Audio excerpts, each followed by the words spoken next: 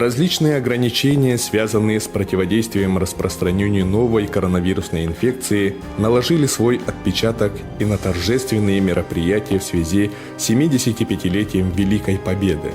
Формат многих из них пришлось изменить. Многие запланированные мероприятия и акции перешли в соцсети и режим онлайн. Там запустили трогательные акции и флешмобы, выкладывали фотографии воевавших родственников, а также размещали их на сайтах «Бессмертный полк», «Мемориал». Якутяне записывали на телефон и видео с песнями и стихотворениями о Великой Отечественной войне, о героях, о матерях солдат, о Великой Победе. Знаменитые песни «День Победы», «Катюша», «Журавли». 9 мая на телеканале НВК Саха состоялась онлайн-акция «Бессмертный полк». Более 120 ветеранов-северян прошли маршем по телевизионным экранам. В телевизионном формате якутяне присоединились к традиционной для всей страны минуте молчания. А завершились праздничные мероприятия в Якутске акцией «Фонарики Победы», когда горожане вышли на свои балконы и зажгли фонарики в память о тех, кто совершил великий подвиг на полях сражений и в тылу.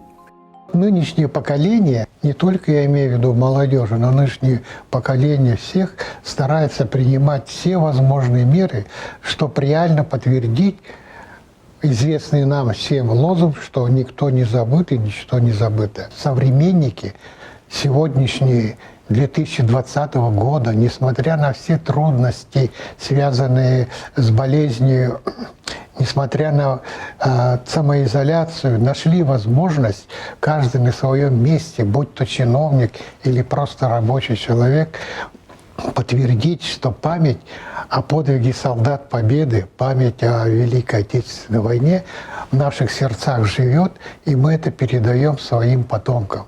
И я думаю, что, дорогие наши ветераны, вы сами чувствуете на себе, вот какое внимание проявляется не только официальной власти, но и нашими добровольцами. Новый институт волонтерства, когда ваши правнуки, ваши внуки пытаются и принимают участие в оказании внимания к вам. Каждый участник Великой Отечественной войны обеспечен вниманием и со стороны Министерства здравоохранения, и со стороны Министерства труда и социального развития, и со стороны Министерства молодежи и социальных коммуникаций, когда они вот через призму своих действий доказывают, что любовь к вам, глубокое уважение к вам, уважаемые участники войны, ветераны тыла, оно повседневно, оно ежечасно и не является этой формальностью.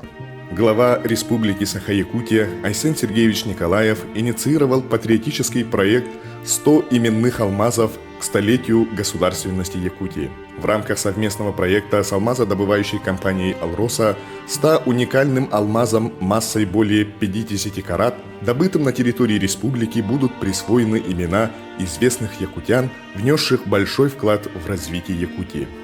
Слово «алмаз» означает «несокрушимый». Он может существовать вечно. В год 75-летия Великой Победы в алмазах были увековечены имена 21 якутянина, героя Советского Союза. Теперь алмазы носят имена всех 25 героев якутян.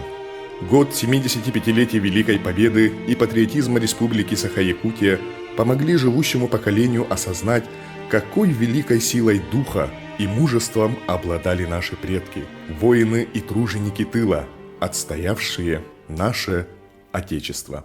И от имени Президиума Республиканского совета ветеранов я бы хотел выразить благодарность всем тем, кто достойно выполнил свои и должностные, и гражданские, и человеческие обязанности, проявляя к вам уважение и любовь именно вот своими действиями. Желаю вам крепкого здоровья всем.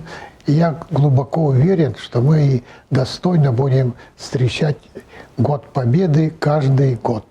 Поколение победителей не только гордится подвигом ветеранов Великой войны, но, гордясь примером своих предков, совершает их. Из наших современников, жителей Якутии, первым звание Героя России посмертно присвоили Александру Рыжикову. подполковнику милиции, отдавшему жизнь, спасая людей от терроризма. Высокое звание Героев России также гордо носят пилоты авиакомпании «Алроса» Евгений Новоселов и Андрей Ломанов, которые 10 лет назад, выполняя рейс из Мирного до Москвы, совершили аварийную посадку на непригодную для самолетов полосу и спасли 72 пассажира и 9 членов экипажа. Слова Максима Горького «В жизни всегда есть место подвигу» обрели особый смысл в этом году, события которого стали проверкой на прочность для всего общества. Перед лицом опасной инфекции проявились лучшие качества людей – самоотверженность, воля и мужество. С первых дней пандемии на переднем крае борьбы за жизнь и здоровье якутян находятся наши медики, верные своему профессиональному долгу. Свыше 8 тысяч медицинских работников лечат жителей республики от коронавируса, спасают их, не видя семей, находясь в постоянном напряжении всех своих сил. Ярко проявилась взаимная помощь и ответственность якутян. По всей республике развернулось волонтерское движение. С первых дней пандемии и по сей день более 3000 волонтеров Якутии пришли на помощь пожилым людям, инвалидам, всем, кто нуждается в поддержке и сочувствии. Ветераны Великой Отечественной войны могут гордиться поколением победителей.